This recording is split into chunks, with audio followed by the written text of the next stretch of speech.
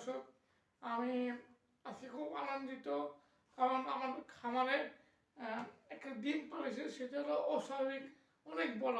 আল্লাহর রহমতে এর মধ্যে সর্বোচ্চ 2টা কুসুম আছে। প্রতিদিন এরকম করে ডিম পাড়ে, এরকম ডিম পাড়ে, এর মধ্যে একটা কুসুম। আর হঠাৎ দেখতে পাই যে এরকম একটা ডিম পাড়েছে।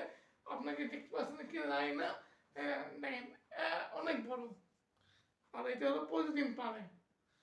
আল্লাহর রহমতে আমার খুব ভালো লাগে যে আমার খামারের ডিম, মুরগির ডিম পারছে সেইগুলো এরকম করে পারছে।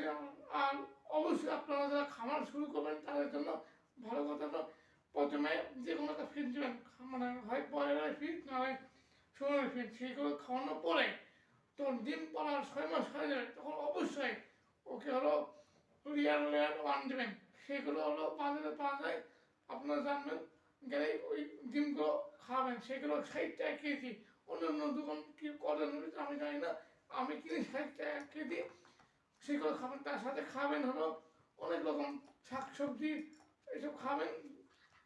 পাতাকপি, মানে যত রকম শাকসবজি আছে সব খাবেন। শাক, তারপরে ঘাস খাবেন, বাইরে চলাবেন।